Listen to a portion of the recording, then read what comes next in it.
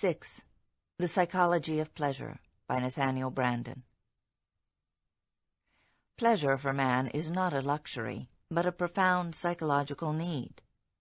Pleasure, in the widest sense of the term, is a metaphysical concomitant of life, the reward and consequence of successful action, just as pain is the insignia of failure, destruction, death. Through the state of enjoyment, man experiences the value of life, the sense that life is worth living, worth struggling to maintain. In order to live, man must act to achieve values. Pleasure or enjoyment is at once an emotional payment for successful action and an incentive to continue acting.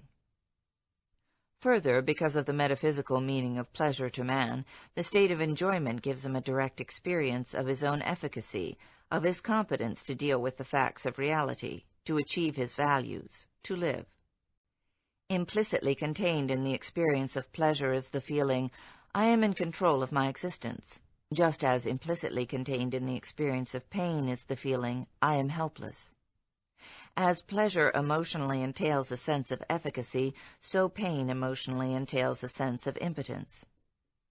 Thus, in letting man experience in his own person the sense that life is a value and that he is a value, pleasure serves as the emotional fuel of man's existence. Just as the pleasure-pain mechanism of man's body works as a barometer of health or injury, so the pleasure-pain mechanism of his consciousness works on the same principle, acting as a barometer of what is for him or against him, what is beneficial to his life or inimical. But man is a being of volitional consciousness. He has no innate ideas, no automatic or infallible knowledge of what his survival depends on. He must choose the values that are to guide his actions and set his goals. His emotional mechanism will work according to the kind of values he chooses. It is his values that determine what a man feels to be for him or against him. It is his values that determine what a man seeks for pleasure. If a man makes an error in his choice of values, his emotional mechanism will not correct him. It has no will of its own. If a man's values are such that he desires things which, in fact and in reality, lead to his destruction, his emotional mechanism will not save him, but will instead urge him on toward destruction. He will have set it in reverse, against himself and against the facts of reality, against his own life. Man's emotional mechanism is like an electronic computer. Man has the power to program it, but no power to change its nature, so that if he sets the wrong programming, he will not be able to escape the fact that the most self-destructive desires will have, for him, the emotional intensity and urgency of life-saving actions. He has, of course, the power to change the programming, but only by changing his values. A man's basic values reflect his conscious or subconscious view of himself and of existence.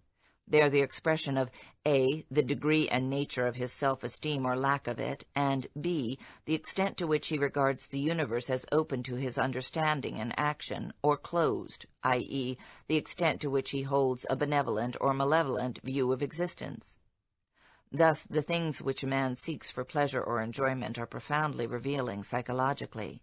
They are the index of his character and soul. By soul, I mean a man's consciousness and his basic motivating values.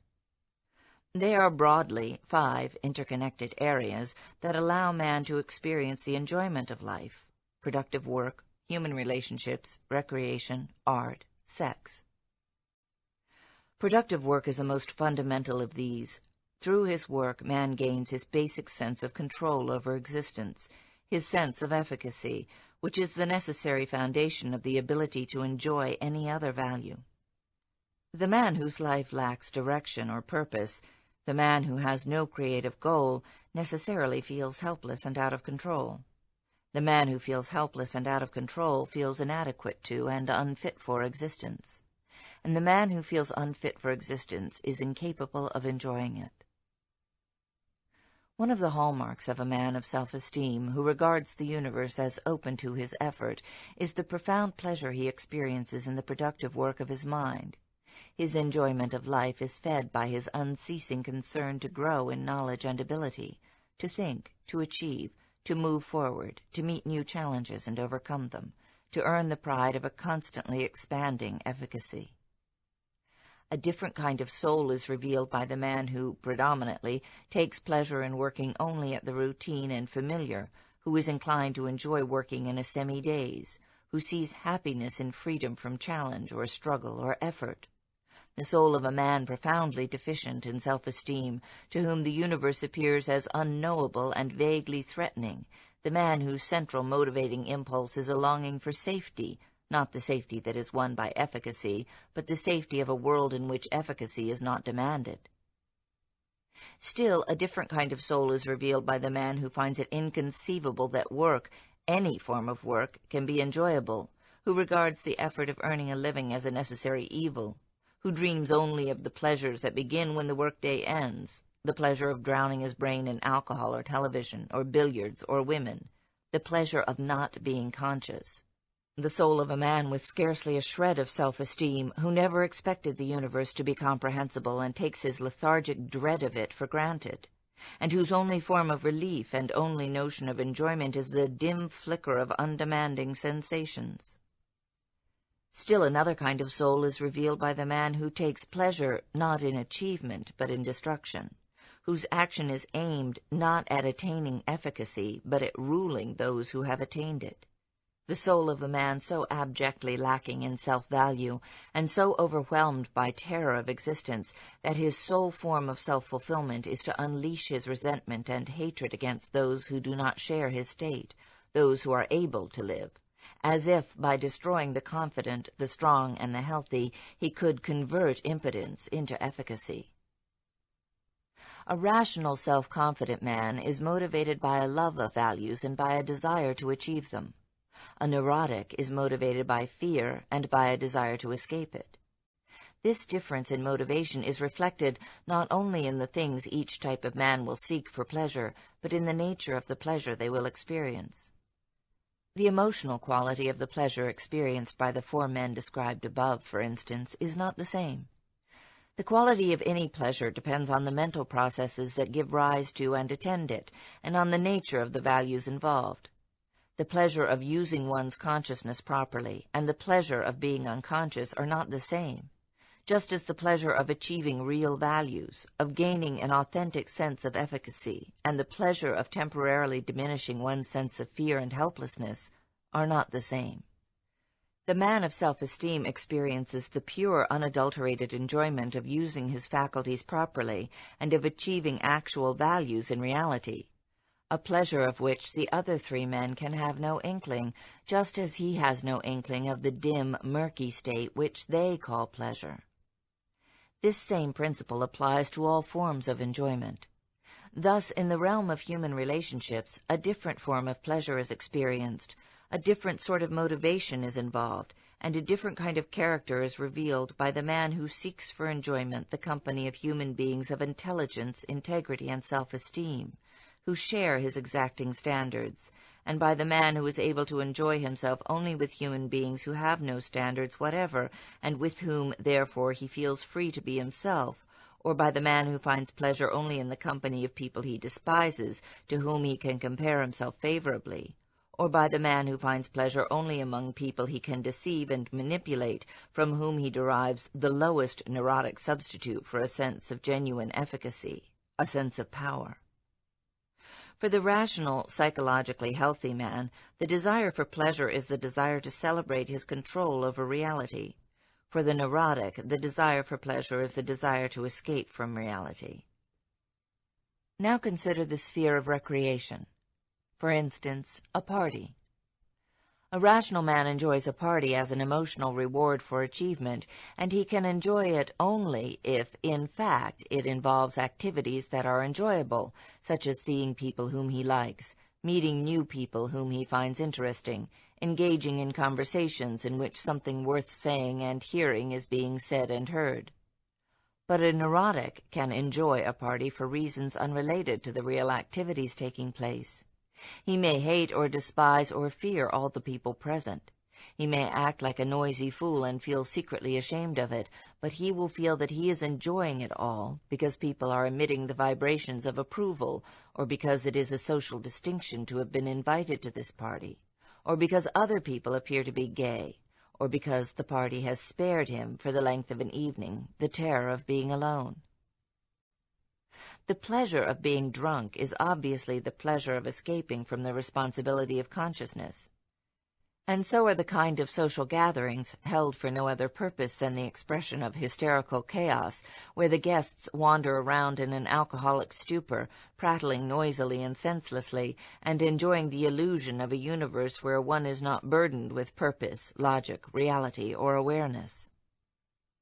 Observe, in this connection, the modern beatniks, for instance, their manner of dancing. What one sees is not smiles of authentic enjoyment, but the vacant, staring eyes, the jerky, disorganized movements of what looks like decentralized bodies, all working very hard, with a kind of flat-footed hysteria, at projecting an air of the purposeless, the senseless, the mindless. This is the pleasure of unconsciousness. Or consider the quieter kind of pleasures that fill many people's lives: family picnics, ladies' parties or coffee clatches, charity bazaars, vegetative kinds of vacation, all of them occasions of quiet boredom for all concerned, in which the boredom is the value. Boredom to such people means safety, the known, the usual, the routine, the absence of the new, the exciting, the unfamiliar, the demanding. What is a demanding pleasure? A pleasure that demands the use of one's mind, not in the sense of problem-solving, but in the sense of exercising discrimination, judgment, awareness. One of the cardinal pleasures of life is offered to man by works of art. Art at its highest potential, as the projection of things, as they might be and ought to be, can provide man with an invaluable emotional fuel. But, again, the kind of artworks one responds to depends on one's deepest values and premises. A man can seek the projection of the heroic, the intelligent, the efficacious, the dramatic, the purposeful, the stylized, the ingenious, the challenging. He can seek the pleasure of admiration, of looking up to great values. Or he can seek the satisfaction of contemplating gossip columbarians of the folks next door, with nothing demanded of him, neither in thought nor in value standards. He can feel himself pleasantly warmed by projections of the known and familiar, seeking to feel a little less of a stranger and afraid in a world he never made. Or his soul can vibrate affirmatively to projections of horror and human degradation. He can feel gratified by the thought that he's not as bad as the dope-addicted dwarf or the crippled lesbian he's reading about. He can relish in art which tells him that man is evil, that reality is unknowable, that existence is unendurable, that no one can help anything, that his secret terror is normal. Art projects an implicit view of existence, and it is one's own view of existence that determines the art one will respond to. The soul of the man whose favorite play is Cyrano de Bergerac is radically different from the soul of the man whose favorite play is Waiting for Godot. Of the various pleasures that man can offer himself, the greatest is pride, the pleasure he takes in his own achievements and in the creation of his own character. The pleasure he takes in the character and achievements of another human being is that of admiration. The highest expression of the most intense union of these two responses, pride and admiration, is romantic love. Its celebration is sex. It is in this sphere, above all, in a man's romantic sexual responses, that his view of himself and of existence stands eloquently revealed. A man falls in love with and sexually desires the person who reflects his own deepest values. There are two crucial respects in which a man's romantic sexual responses are psychologically revealing: in his choice of partner and in the meaning to him of the sexual act. A man of self-esteem, a man in love with himself and with life, feels an intense need to find human beings he can admire, to find a spiritual equal whom he can love. The quality that will attract him most is self-esteem and an unclouded sense of the value of existence. To such a man, sex is an act of celebration. Its meaning is a tribute to himself and to the woman he has chosen, the ultimate form of experiencing concretely and in his own person the value and joy of being alive. The need for such an experience is inherent in man's nature. But if a man lacks the self-esteem to earn it, he attempts to fake it, and he chooses his partner, subconsciously, by the standard of her ability to help him fake it, to give him the illusion of a self-value he does not possess and of a happiness he does not feel. Thus, if a man is attracted to a woman of intelligence, confidence, and strength, if he is attracted to a heroine, he reveals one kind of soul.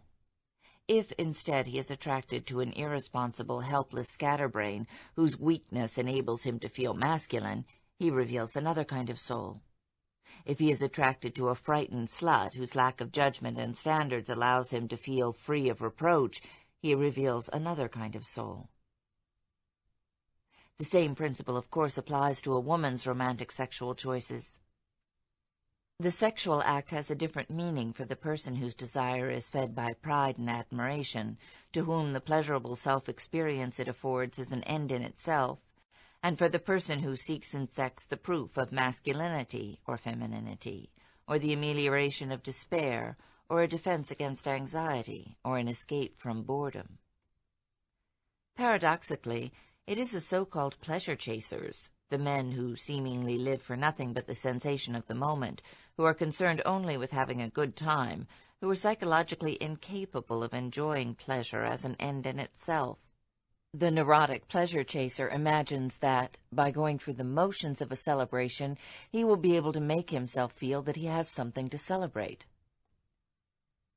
One of the hallmarks of the man who lacks self-esteem, and the real punishment for his moral and psychological default, is the fact that all his pleasures are pleasures of escape from the two pursuers whom he has betrayed and from whom there is no escape, reality and his own mind. Since the function of pleasure is to afford man a sense of his own efficacy, the neurotic is caught in a deadly conflict. He is compelled by his nature as man to feel a desperate need for pleasure as a confirmation and expression of his control over reality, but he can find pleasure only in an escape from reality. That is the reason why his pleasures do not work, why they bring him not a sense of pride, fulfillment, inspiration, but a sense of guilt, frustration, hopelessness, shame. The effect of pleasure on a man of self-esteem is that of a reward and a confirmation. The effect of pleasure on a man who lacks self-esteem is that of a threat, the threat of anxiety, the shaking of the precarious foundation of his pseudo-self-value, the sharpening of the ever-present fear that the structure will collapse and he will find himself face to face with a stern, absolute, unknown, and unforgiving reality. One of the commonest complaints of patients who seek psychotherapy is that nothing has the power to give them pleasure, that authentic enjoyment seems impossible to them. This is the inevitable dead end of the policy of pleasure as escape. To preserve an unclouded capacity for the enjoyment of life is an unusual moral and psychological achievement. Contrary to popular belief, it is the prerogative not of mindlessness, but of an unremitting devotion to the act of perceiving reality and of a scrupulous intellectual integrity. It is the reward of self-esteem. February 1964.